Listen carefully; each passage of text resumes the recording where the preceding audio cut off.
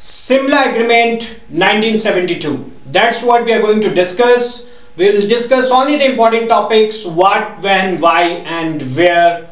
But before that, guys, on 22nd of April 2025, there was brutal terror attack on Pahalgam and we lost many precious lives.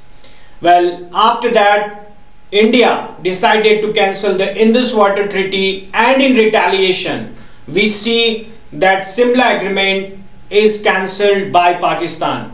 We'll talk about that, but before that, guys, if you are preparing for TSPSC 2025 and 2026, you got a very good opportunity where you will get one-on-one live mentorship by Deepika ma'am, who's really very experienced educator, and it will really be very beneficial for you. If you are interested, please call on this number and get the information. We are also running TSPSC Group 1 and Group 2 batches. If you are interested for free demo classes, do call on these numbers.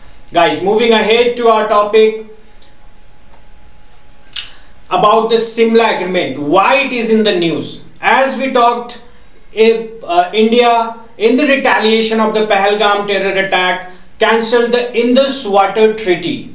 After that, on Thursday, Pakistan suspended the Simla Agreement.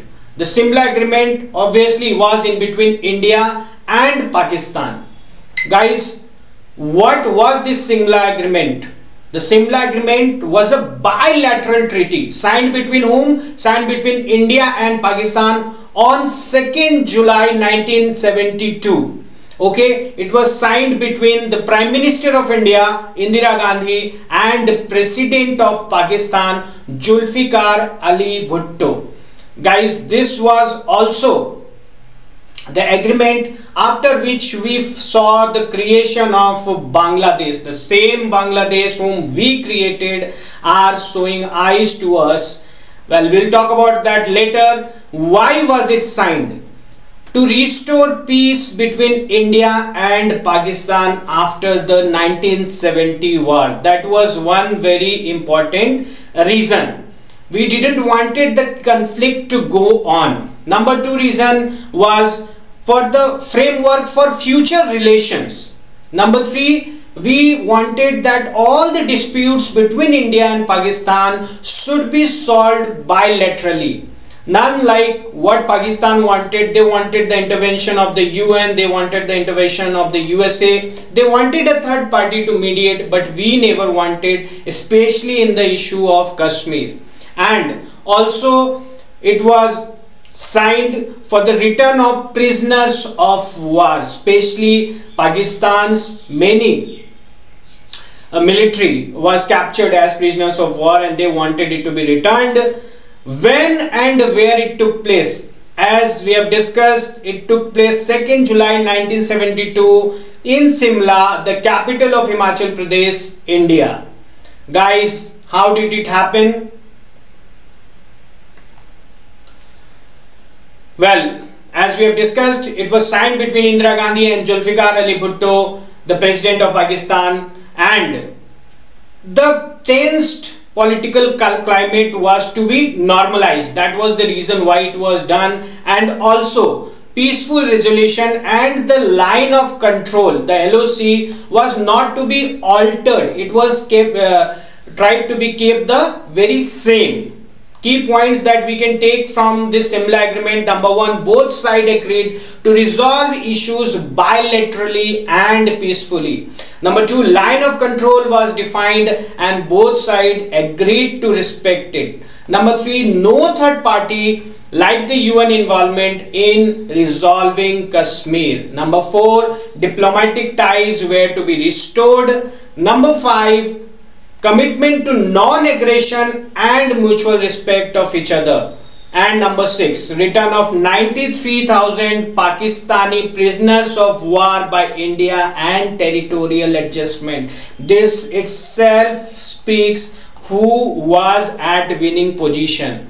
But guys, forget not, Pakistan themselves have many a times gone against this Simla Agreement. Okay, we have issues like Kargil where they themselves violated it.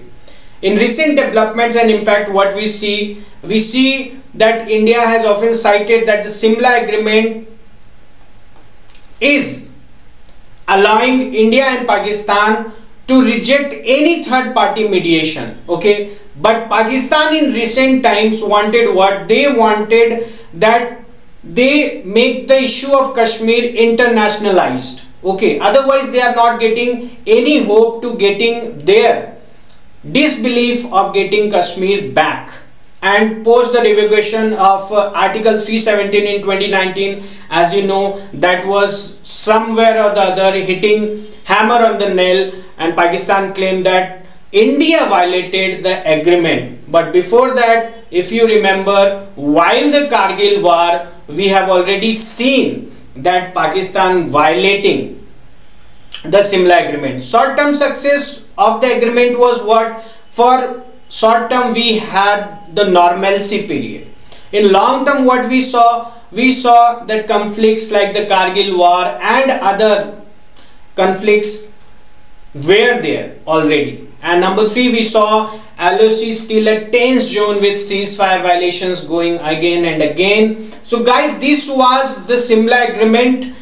Well, what do you think? Will this benefit Pak, or is it going to go against Pakistan? I'll give you one point and let me know your comments on the comment section. Guys, after stopping Simla Agreement, okay, after going against it, India has got an opportunity given by Pakistan to attack in some way or the other, because now they are not under any that sort of agreement which they were following already, and they can go for the retaliation that happened in the terror attack in Pahalgam. What do you think about it? Let me know. We'll meet again. Till then, take care. Bye.